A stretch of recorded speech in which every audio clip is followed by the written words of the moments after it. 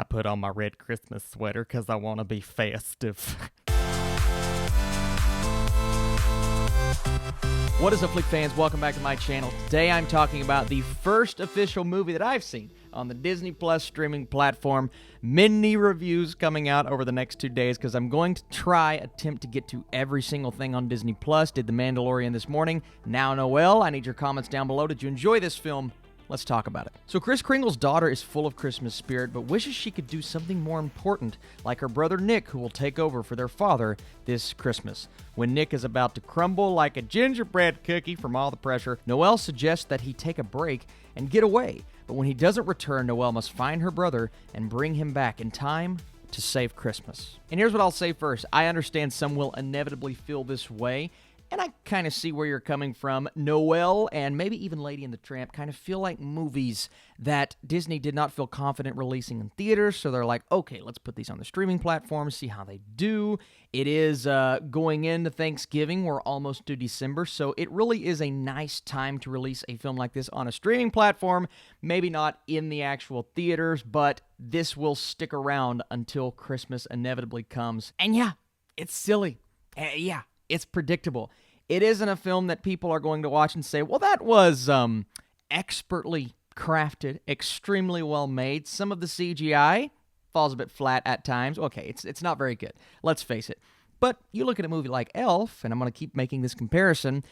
I love Elf for what it is. One of my favorite Christmas movies. You look back on that, and it's not the best CGI. It's very cheesy and wacky and silly, but I loved it growing up. It was one of those movies that feels very nostalgic for me. Granted, it is 2019, so some of those special effects should probably look better, but sure.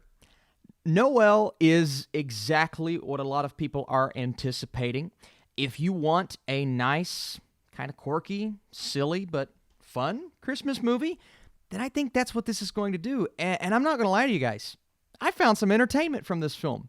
I found it to be charming and a bit heartwarming. And a lot of that has to do with Anna Kendrick, who is just, well, she's everything in this movie. She really is. Everything you want to love about this film really spawns from her performance. Not to say that Bill Hader is bad, but of course his character is missing all throughout the film, and Noelle has to go find him. Well, of course, she's going to get into some antics. Some quirky things are going to happen. Sure, she's going to run into some new characters, make some friends along the way, and slowly discover that maybe she's meant for more than just being the sidekick to Santa, because she goes full hero mode in rescuing who is our new Santa now. And meanwhile, back at the North Pole, people are freaking out that there's no Santa Claus. Like, what do we do? People are scrambling. They have no idea what their paths are going to be without Bill Hader's Santa Claus in this movie. And I thought that was, there were some really funny, nice, sweet moments there. Billy Eichner is also part of that North Pole panic attack, and obviously that's going to provide for some really funny moments. And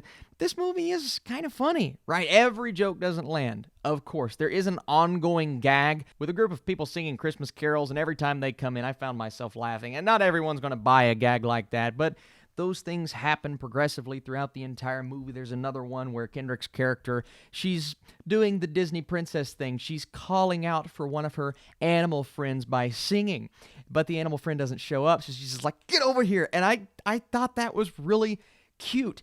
This film kind of turns some of those tropes on their heads. Now, the tropes are in there, like I said, and it's not a movie that's going to be game-changing for a lot of people. But I had some fun with it, guys, and that's what you want with a Christmas movie like Noelle. If you want to be in the Christmas spirit, watch Noelle. If you don't want to be just yet, this is full-on Christmas, like the full embrace, man. And I keep saying Elf, well, it's not as full of Will Ferrell's type of humor. It's very different in that aspect, but it does have that feeling to it like, I feel like a lot of kids are going to grow up with this movie and come back to it multiple times. It has a really nice message in there. One that I think some people will be like, they're doing that again. But it didn't feel shoehorned. It didn't feel like it was slapping me in the face. It made a lot of sense for the story, the way that they set up Noelle's character, the way that they progressively allow her to showcase what she can do throughout the movie. Guys, I recommend Noelle. Is it a fantastic film? No, but I think I'm going to go 64% for Noelle. A positive score, a movie I would recommend, and so far this Disney streaming platform is off to a really good start. The Mandalorian, this, next up most likely Lady and the Tramp. Going to be talking Forky and Jeff Goldblum and all of the things. If you guys enjoyed this Disney Plus review and you want me to do more, I'm going to try my best to cover all of this content. Just leave that thumbs up. It really helps out this channel, and it tells me that you're enjoying this type of stuff. You guys are truly the best. Thank you so much for watching this video. Stay tuned because today and tomorrow they're going to be cram-packed with a lot of stuff. I need sleep.